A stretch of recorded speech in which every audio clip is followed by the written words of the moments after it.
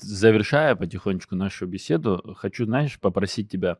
Ты говорил о том, что ты понимаешь фобии, которые есть у абхазского общества относительно, да, и той помощи, которая со стороны Российской Федерации идет. И мне кажется, это, наверное, как-то ожидаемо, естественно, когда человеку или народу помогают, ну, какие-то вопросы, что он себе задает, да, и, может быть, какие-то опасения у него возникают. Почему все-таки Россия помогает? Должны мы ли что-то за это?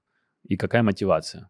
Мне кажется, вот есть такая тоже абхазская поговорка, и я правда понимаю фобию абхазского народа, и мне кажется, эта поговорка довольно точно передает, да, смысл, ну, характер этих фобий, да, это, я не знаю, как она на абхазском звучит, ну, точнее, не воспроизведу, что можно так сильно обнять, что задушишь, вот, и есть, да, такая поговорка, Есть такая правильно, поговорка. и понятно, что сейчас с приходом нового политического блока, да, вот эти объятия, они стали там более теплыми, и их кажется, что вот тебя так обнимают, что а что же вот дальше не остановятся, будут обнимать до конца, что пока не задохнусь.